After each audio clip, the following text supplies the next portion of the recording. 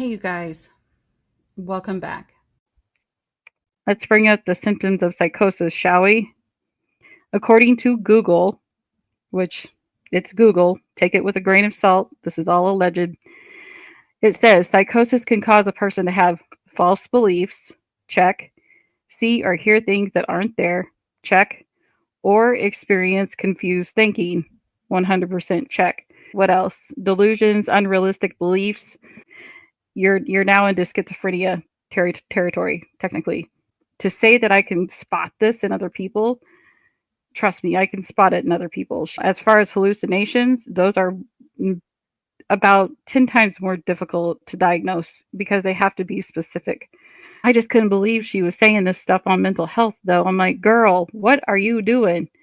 Hey, the information that I am providing you today is not official. It is merely my own experience and what I've dealt with or what I've dealt with within others. So this goes for me as well. I am here to simply observe and give my opinion on this. And if you do think that you yourself could be having delusions, psychosis, or hallucinations or anything, please call someone. Don't hesitate, just call. Astral projection is a Wiccan pagan term. That's not, it's kind of like karma swapping. Okay. You can't just switch at the top of a hat. Like, it's not like a circus and like you see a new circus act every 15 minutes. Okay. There has to be a trigger. A lot of people with DID have amnesia issues. Okay. They'll remember certain details, certain events, but they won't remember what they had that day for lunch. Okay. It's really weird the way the mind works with that. If you are experiencing hallucinations, delusions, psychosis, mania, mania is the same. Please go get checked. Okay? Don't be embarrassed. Just go get checked. But let me show you like what rapid switching actually looks like. And typically there's more than one personality as well. Could be a dozen. There was somebody here on YouTube that had over 200 different personalities. So they can have a lot. And if you guys have questions for me, you as long as they're respectful questions, like I don't mind. So asking me, do I know how many altars I have? So on record right now, there's 8 at the time. My latest altar was formed last year. Actually, it was around Valentine's Day last year when my last altar was formed. But that's a whole nother story. So trust me, it's boring. Maybe someday I can finally share that. But however, unfortunately, I do keep a lot of that stuff with my therapist though. Like she's the only one who knows exactly how many. Um, I usually take that kind of stuff to therapy. Kenkles is asking, did this whole hearing thing trigger your DID? So I did kind of dissociate like twice during his open arguments. I really don't know if anybody noticed or not. There was a lot going on at the hearing, so I was really just trying. I just kind of kept my eyes and focused on the judge and the sheriff. I mostly stayed tuned in to the both of them. But I did kind of dissociate like twice because there were a couple of trigger words that he had used. In it, and now I'm like itching my nose, so that tells me that I am getting ready to switch myself. So, um, here's the thing: is I want people to understand that like there has to be a trigger. Like you can't just look at somebody who has DID and snap your fingers and be like, "Hey, can you switch for me? Just switch for me, like really, really quick." It's like so rude and it doesn't work that way.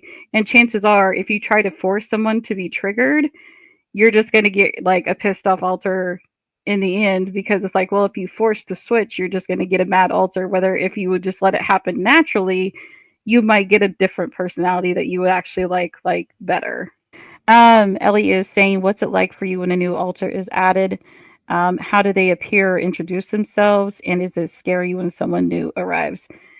So we have different ways that we communicate with ourselves. I prefer to do it like virtually. So I use a program called OneNote. It should be offered everywhere.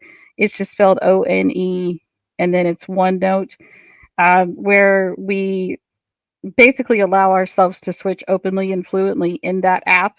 And each altar has like a different account, and they can go in and say whatever they want to say.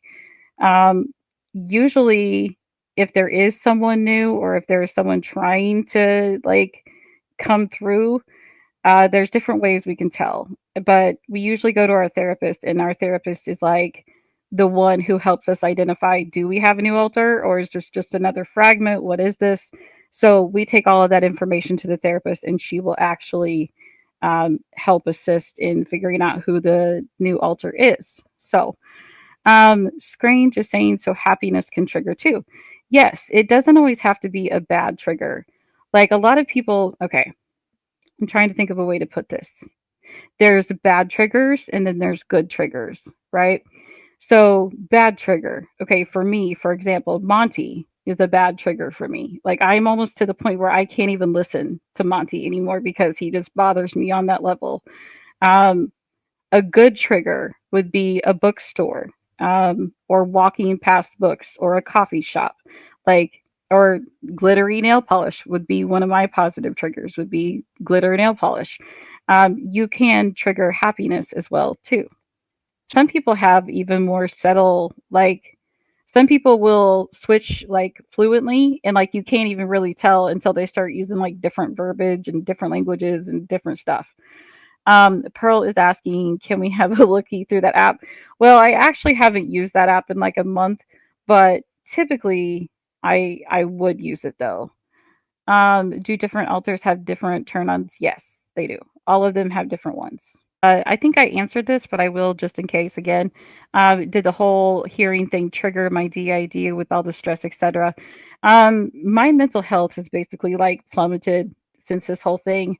I mean, a lot of this goes back to my therapist, and thankfully I have them. But yeah, I was definitely triggered with the whole hearing stuff. Do any of my alters have a different accent? So one of them is actually Asian. Monty has actually talked to our Asian altar before, and I'm sure even if you ask him now, he would say the same. But there was one time that he called me, and I answered the phone, and he thought he had called the Chinese place because he's like, "Did I call you or did I call the Chinese place back?" And I was like, "Why?" He said, "Because when you answered the phone, you had an Asian accent." And I said, "Oh, I'm sorry. We must have switched out. I apologize." And he was just like, "No, you don't have to apologize for that. I just want to make sure you're okay." So Monty has actually spoken to one of our altars before, but it was a long time ago, though. Ellie is asking, do you all have the same kinks? No. So everybody has a different one, just like everybody has a different mental illness. So one altar has BPD, the second altar has MDD, the third altar has PTSD. So it all kind of goes like cohesively like that in a weird way. Ellie is asking, how do you handle it if they get into a fight? So there are times where like alters can be fighting to front, and what that means is like you can be co-conscious. So you can have one person fronting, and then there could be one or two people that are kind of in the back area waiting to front, and they call it fronting, which I know is weird, but I didn't come up with the term, they did. Can alters sabotage? Yes. So I actually sabotaged at my hearing. I didn't mean to, but we were really badly triggered during the hearing because of a couple of key phrases that he used. And he probably didn't even notice, but like I basically self sabotage the entire hearing, but I can't do anything about it now. The case is closed. It is what it is. I just wasn't expecting that to happen. Do I have any males? Yes, we do have 3 males in our system right now. Well, we were all there. It's hard to explain. It's more than just one person. Like when you're a system, you identify as a system. So when one person asked me who was out, it's really hard to, because we were so switchy throughout that whole time period. But you would have to know us to be able to identify it, though. Ellie is asking, have any of your alters been in a relationship?